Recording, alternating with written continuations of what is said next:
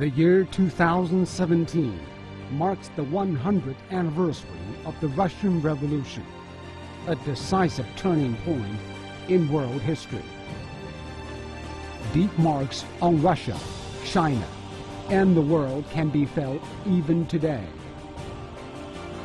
Join dialogue anchor Yang Rui in his talks with Chinese and foreign intellectuals to reflect upon the legacy of 1917 and look ahead to the future. Stay with us for this dynamic brainstorming on the Russian Revolution centenary, only on CGTN. One recent article of the Financial Times compares the 100th anniversary of the Russian October Revolution with the 10th anniversary of the 2007 financial meltdown.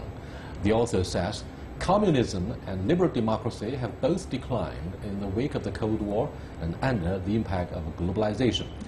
How do we examine the wax and the wane of the ideologies that have shaped much of the 20th century and the world order?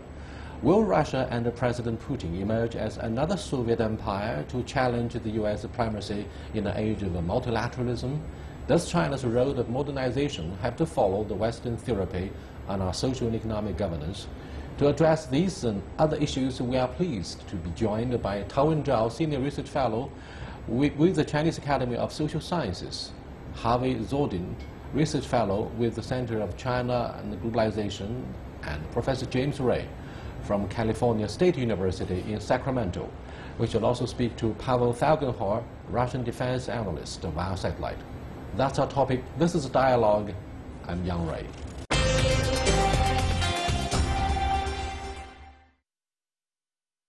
Welcome to our discussion here. Professor Tao, why was the whole world shocked when President Putin said last century that the collapse of the Soviet Union was one of the major disasters of the 20th century? Does it mean that Russia would possibly return to the Soviet era? And how does the Russian Communist Party look at the legacy of Leninism and Stalinism? Well, I don't think what Putin says means that Russia will return to the Soviet Union. But the collapse of the Soviet Union did bring a disaster, did bring a catastrophe for that country, and the people suffered a lot. During the whole, last decade of the last century, the Russian economy declined very much, and the people suffered a lot. I visited Russia at that time, and the people actually, got so little to eat, to possess. And there's no question about the faltering economy of the former Soviet Union, but why was communism as an ideology has been so inspiring for millions in the 20th century, Harvey? I'm not sure that it was inspiring. I think people were looking for other models, and communism was one. But if you look at the history of the Soviet Union, I think it's more a history of failures than successes. Propaganda was very good, but the achievements very low. You contrast that with the Chinese picture, where China's been very successful with its unique model, raising 500 million people out of poverty and continuing to adapt. So I think the operative term here is a dynamic communism. I think the Soviet communism was sclerotic, and that's why it came to its untimely end. Is it the dream of President Putin to share the past glories of the Soviet era?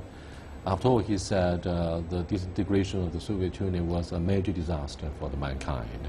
Well, the Soviet Union was the hub of the communist international movement. It was the location for other revolutionaries to come, for inspiration, for education, for tutoring. And so I think Russia is now just a country with strategic interests. It has nuclear weapons. It's a major power, but it won't be an international force, a superpower any longer. It doesn't have the economic capability to sustain its position in the world. And so I think there's a natural longing for a time when one country was once more powerful. So I think it's not unusual that Mr. Putin says. Someone on our show may be in a better position to make comments on the evolution, economic and social alike, of the realities in Russia today. Let me go to Pavel Falkenhor for his comments on what's the latest. Hello, Pavel. Yes. How is the Russian Communist Party going today? Well, I would just want to add to what was said before that the practices and politics, especially international politics of today's Russia, are very kind of Soviet. But the ideology is a world away. It's not communist at all. It's not Marxist. It's kind of Christian authoritarianism, sort of. And today's Russian Communist Party, well, it seems to be a spent force with declining support. It's a kind of controlled from the Kremlin. It's allowed to have demonstrations. It's absolutely sure right now that they don't have any possibility to influence politics or come to power. But can you read the mind of Mr. Putin when it comes to the legacy of the Soviet era? Well, yes, he said, and it's true, that he kind of resents the fall of the Soviet Union, but not as a communist socialist state, but as a kind of great world empire. And the October Revolution is seen today from the Kremlin as a terrible disaster that destroyed the Russian Empire and undermined it. So the ideology is kind of Russian imperial. The practices are Soviet. It's a kind of very strange mix. Well, Mr. Tao, the Chinese Communist Party says for decades, over and over, that what we practice and what we believe is socialism with Chinese characteristics. However, in the early days of the Communist Party of China, I believe we came under huge influence from Moscow. But today, do you think most of the institutions and even the faith itself actually came from the Soviet Union? With the end of the Cold War, to what degree do you think we should minimize that part of the legacy from the Soviet era? Well, actually, there are a lot of questions in your one question. But the first one, I should say, the October Revolution had a special meaning to China. As Tiananmen Mao used to say, the gun of October Revolution brought us Marxism-Leninism. To follow Russia, that was the conclusion. So it's a very clear for the Communist Party. Just 2 years, or less than 2 years later, the Communist Party was established. Without the October Revolution, probably it would be established much, much later. So that means that the Chinese Communists cherish the October Revolution's influence. Then, of course, during 1950s, during the Cold War, China copied a lot from the Soviet model. But that model actually was not good for China. So when Deng Xiaoping launched reform and openness, we actually, just to get rid of the Soviet model, we just launched the so-called Chinese socialism, socialism with Chinese characteristics. And that has been a successful practice. Well, I marvel at your frog leap from the early days of the Communist Party of China to what happened in the 1950s, the height of the Cold War, when we severed the relationship with the Soviet Union at the 20th National Congress of the Soviet Communist Party, at which Khrushchev denounced Joseph Stalin completely, and that caused a big debate between the Chinese Communist Party and the Soviet Communist Party. Having said that, the roadmap of the Chinese Revolution was also very different from the prescription of the Russian Communist International. I mean, we encouraged the farmers to have uprising, to encircle the cities, instead of the other way around.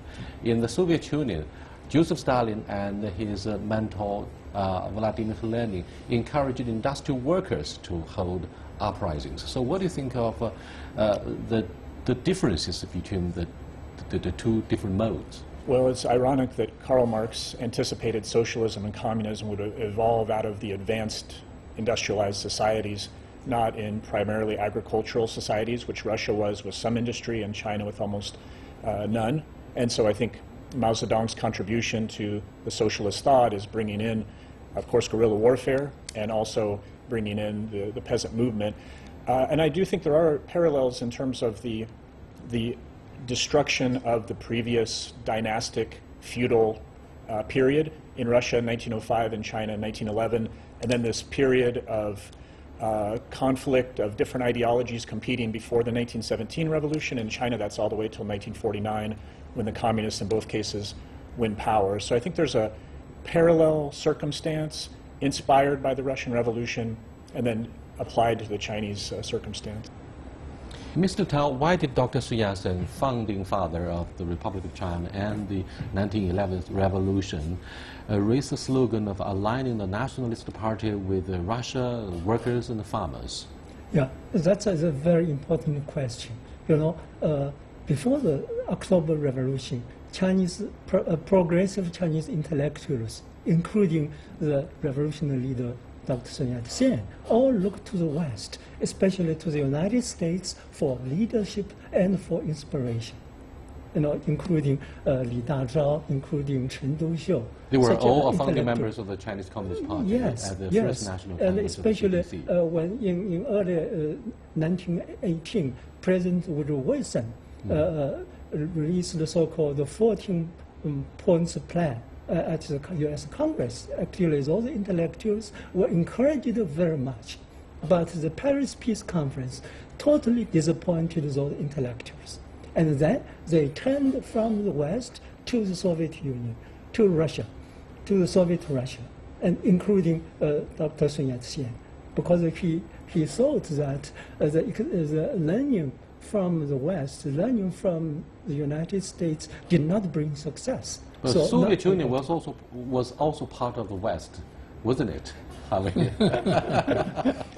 despite, I mean, in a sense, yes, it was, right. Despite its return to Central Asia and set up a Shanghai Cooperation Organization, and despite the fact that Putin raised the idea of having the Euro-Asian Economic Union. Let me go back to Pavel. What do you think of the impact of October Revolution on the formation of the Chinese Communist Party? Do you think it's high time for the CPC to keep a distance from the Soviet political institutions? I'm not saying that we are a copycat of your political system. However, everybody understands and is clearly aware that China is walking its own way. Well, it was clear in the 40s and 50s that China was using Soviet Union as a model state. And right now, it's also obvious that that model is not a very good one. It didn't work well for the Soviet Union. It collapsed, and China is going its own way, and a way that actually doesn't have nowhere to copy from. China is breaking fresh ground in building a society that most likely does not have a direct parallel anywhere else. And China is up to now rather successful in that, or maybe very successful. But that's not a guarantee that it will going to work eternally. The Chinese model of economy and society and the political system is the best, and that it will actually survive the challenges of the coming world, which is going to be very, very serious. It seems none of you would agree that Russia would return to the Soviet era in whatever way. Let's look at the article of Financial Times, which builds a relevance between a failure of a liberal market economy, as evidenced by the 2007 financial crisis in Wall Street, and the devastating failure of communism in the 20th century. So, James, what do you think are the fundamental reasons, ideologically, behind the 2007 financial meltdown? Well, I think there's speculation, there's the complexity of the derivative market, there's the fundamental desire to make money, and greed hasn't been eliminated, and that was the motivation of the communist revolution, was the people who were left out of the benefits of capitalism, and that saw, you know, the 1% movement and the view that there's a lot of people in the United States and Europe who are left out of this globalization and capitalism. And so I think there's somewhat of a revisiting of social programs or regulations that will moderate the excesses of capitalism, and not so extreme as what communism had tried to do in the Soviet Union, but some kind of balance that sustains society. Thank you so much. You are watching Dialogue with Mr. Tao Zhao, Mr. Harvey Zordin, and Mr. James Ray. We are also talking to Mr. Pavel Fagenhor, the Russian commentator on satellite. We shall be back. Stay with us, please. Welcome back. Professor Tao, what lessons can we draw from the end of the Cold War, or much of the things we went through during the very chaotic and dangerous Cold War?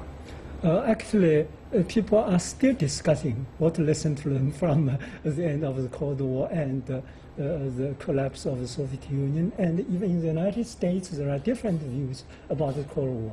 Yeah, some scholars, like John Gaddis, actually a great authority of the Cold War, now attributed all the bad things to the Soviet Union. Mm-hmm. But some scholars, like Leffler, Professor Leffler from Virginia, he thinks that ideology played a very important role in the breakout of the Cold War, and the Soviet Union and the United States did not understand very much, and they misunderstood each other, and there's a misperception of each other, and there's a vicious spiral of the tensions between the two countries. And once the ideology was mobilized, you just could not control that process. So that the Cold War lasted for more than 40 years. Hence, the Iron Curtain descended on the world with the speech of Winston Churchill. What do you think of the lessons we can draw from the Cold War? Ronald Reagan was said to be the man who beat communism, but wasn't he the only lucky man who brought about the end of the Cold War? I don't think it was complete luck. He put so much money into defense and anti-missile systems and things that he bankrupted the Soviet Union. Also because of the Soviet invasion of Afghanistan, which drained much of the coffer. That drained it, certainly. But well. also it gave ammunition to the rise of Taliban. Yeah, all those things. But I think the point is that the Soviet Union was unwilling to make changes, to be dynamic, until it was too late when Gorbachev tried perestroika and some other models. But the ship had already sailed and was already taken on too much water and sank. So I think the lesson is that governments have to be dynamic and have to react to the times. And I think that's why China has done such a good job of going forward and is a good model, because the country was so poor when it started out, and now it's so wealthy and it's continuing to do very, very well. It's amazing. James, are you surprised that instead of giving up the primacy of the Communist Party in our constitution, instead of a democratization, the Chinese Communist Party is still in control, and actually it's the architect under the leadership of several generations, starting from Deng Xiaoping, to open China up and to reform not only our economy but the institutions to a large degree. Are you surprised that China didn't or refused to walk the Soviet or the roadmap that Gorbachev prescribed, perestroika and glasnost? I think it's amazing that the country was able to open up economically with Deng Xiaoping, but maintain political stability and control, and then have the vision to invest in human resources and building a primary education system that's really quite amazing, to build a very solid Medicare system, to build the infrastructure that has resulted in what we see today. And so I think the long-term planning, sending students abroad to get engineering degrees, this coherent plan, because of the stability of leadership, has changed the way we think about economic growth, which we assume must go with more open societies. But China has been able to govern with a steady hand while making these economic experiments in all sorts of ways. But I wonder if the Chinese model, if it could be called Chinese model, it could be copied elsewhere around the world. Well, I think we should be careful with the word Chinese model. Mm-hmm. And actually, Chinese, officially, China does not use that Chinese model. Some scholars use Chinese model because the model has a kind of implication as if it can be copied everywhere. But this is not the case. I would say just the Chinese development path Of course, different countries, they can take China's different development as a reference, but they have to find their way of development according to their concrete conditions. Well, thank you so much. Let me go back to Pavel. Now, Mr. Kenneth Lieberthal, one of the famous China hands, wrote a book, China from Reform Through Revolution, or from Revolution Through Reform, the other way around. Now, with the end of the Cold War, particularly Arab Revolution, Color Revolution, you have many forms of revolutions. Yet China says, instead of adopting shock therapy, we adopt a gradualist approach in reforming the economy and improving, if not overhauling, the institutions which are seriously flawed in some areas. Now, are you surprised that China has employed this very Chinese approach instead of accepting the Western therapy? Now, late President of the Russian Federation, Boris Yeltsin, seemed to have been cheated by the American advice in adopting the shock therapy. Well, the shock therapy was most likely, it was more eugenic. It was a group of Russian economists who were actually trained in communist Soviet Union, but despised communism and Marxism actually fully, and believed that a totally free market is what's going to transform Russia and propel it from the Soviet Union, where people really suffered and the life level of the income of the households was low, into a kind of post-industrial paradise of capitalism, which was actually didn't really work out very well. Yes, it was supported ideologically from abroad, from the West, but it was internal, and it was most likely a misreading of what was the Soviet Union and how it should have been transformed. The Chinese way seems to have been much more pragmatic and much more effective in transforming from a kind of more ideological communist state into a state which has less ideology and more pragmatism and a lot of elements of market economy working for its benefit. Harvey, many Americans, including those very well-educated scholars and elites, would compare the Chinese Communist Party to Stalinism. Now, the McCarthy hysteria in the 1950s, in the wake of the Cold War, was still, we are still recovering from the aftershocks of your shock therapy to rid the American institutions of whatever communist influence. Now, that's pretty radical. Why do you think the Americans have been misguided by such a comparison, which is very clumsy? It is very clumsy, and there are people who still are rabidly anti-communist, and they do that for a number of reasons. To me, it's mostly that they can build up this straw man so they can knock it down, and so they can get votes. To me, all this talk about ideology, which system you have, whether it's communism, socialism, democracy, it boils down to two things based on what I've heard here today. And one of those things is, are people doing better than before? Do they have enough food? And the second is about their dream. Can people here or anywhere dream that they can achieve more under the system in which they operate? And in China, they can. In America now, people are somewhat doubtful, especially with our current administration. Your first point reminds me of what Ronald Reagan asked during the presidential debate for the second term. Are you better off? Everybody said yes, and then he ran the campaign. The second point, President Xi Jinping came up with the idea of a China dream about national rejuvenation. He says China has never been so close to the possibility of having a greater national rejuvenation and to the center of world politics. So what do you think of the Chinese roadmap, for example, of having consultative democracy instead of competitive or electoral democracy?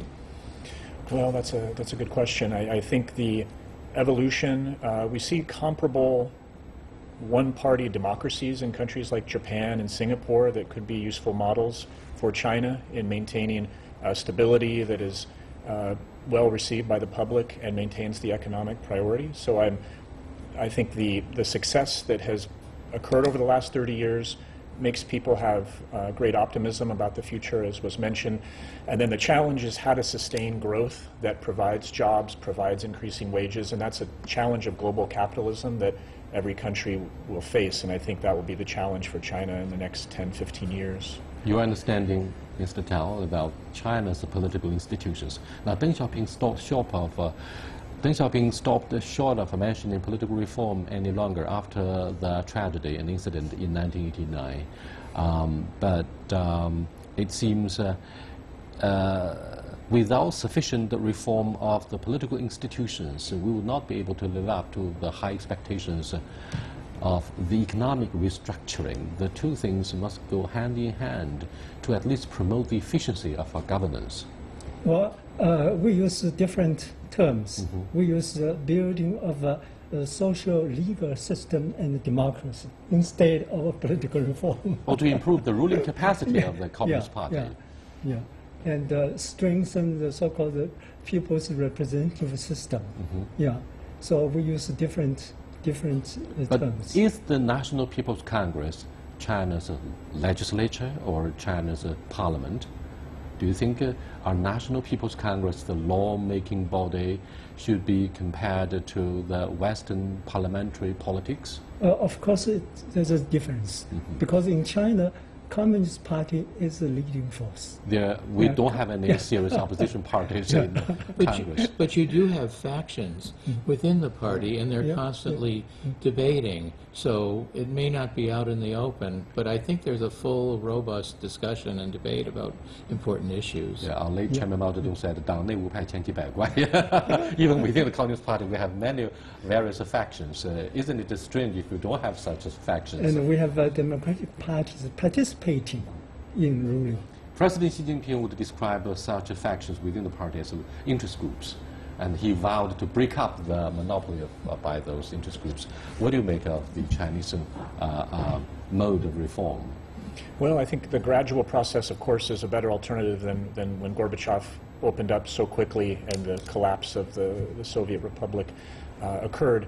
I do think it is challenging to make all the constant reforms without people's expectation getting too high and keep the public informed and invested in the current leadership. But I do think there are factions. We see in Japan 70 years of the Liberal Democratic Party with multiple factions. So I think it's not such a stretch that the party can maintain itself with. Thank you so much. Instead of giving up central planning, the Communist Party of China decides to combine the PPP model and integrate it into our development. The PPP model is actually about the private and public partnership. Thank you for being with us. With that, we come to the end of this discussion about the commemoration of the 100th anniversary of the October Revolution, as well as the 2007 financial meltdown in Wall Street. I see you next time. Goodbye.